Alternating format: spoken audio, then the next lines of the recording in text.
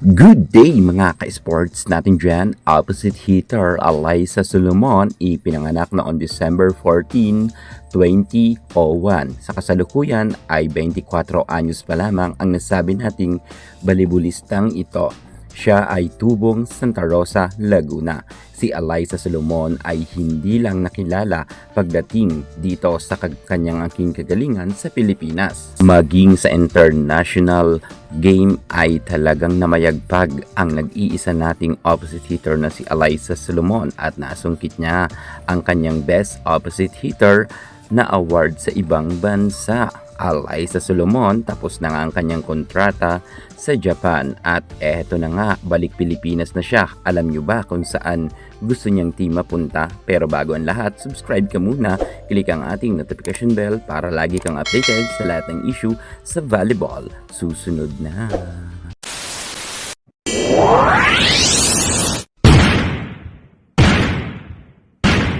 Alyssa Solomon, isa sa mga pinakamagaling na opposite hitters sa ating bansa, maging ang ating international player na si Jaja Santiago ay napahanga niya.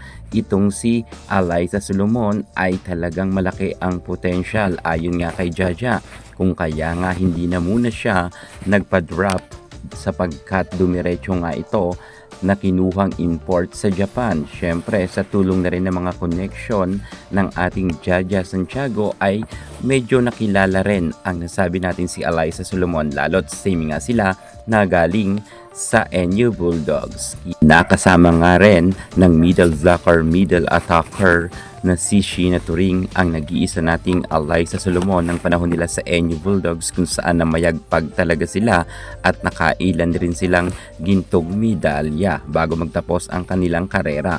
At alam nyo ba, mukhang may magaganap sigurong reunion if ever talaga kasi na itong si Alyssa Solomon ay papasok nga dito sa PVL. Marami kasing mga nagsasabi na medyo swak daw talaga ang nasabi nating opposite hitter na ito pagdating sa Creamline Cool Smashers, lalo't nakasama niya rin naman noon si Sheena Turing. Napapabalita kasi ng ating Michelle Gumabaw ay mag-i-exit na muna at magpapahinga sapagkat maraming ang bulong-bulungan na baka gusto na rin magkaroon ng baby ng ating beautiful Michelle Gumabaw. Well, kung aalis talaga si Michelle Gumabaw, swak na swak talaga na pumasok itong si Alyssa Solomon at pasok na pasok talaga siya sa banga.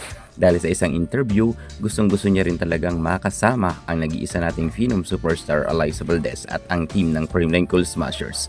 Pag naganap nga ito, makakasama niya muli si Sheena Turing. Kung sa kagalingan lang naman si Alyssa Solomon ay marami nang napatunayan. Panahon niya pa sa collegiate, talagang nakitaan na siya ng aking kagalingan. Nasungkit niya ang UAAP Final MVP bago magtapos ang kanyang karera sa collegiate, at sa international competition naman nakamit niya rin ang kanyang Best Opposite Hitter Award. Magaling talaga itong si Alyssa Solomon. Ngunit marami talagang nasasayangan sapagkat dadaan muna siya sa PVL sa drop at mukhang mauunahan talaga ang Creamline Cool Smashers na makakuha kay Alyssa Solomon sapagkat nga ang Creamline ay pinakahuli silang pipick ng mga players galing sa drop wall. Kung talagang si Alyssa Solomon sana ay direktang pwedeng pumasok, mas gugustuhin niya raw sana na sa Creamline Cool Smashers siya mapupunta. Pero ito lang talaga ang nakakalungkot. Malabo na makuha ng Creamline Cool Smashers itong si Alyssa Solomon sapagkat tulad din sabi ko, dadaan nga sila sa drop wall. At syempre, ang unang makakakuha nito yung pinakakulelat na team.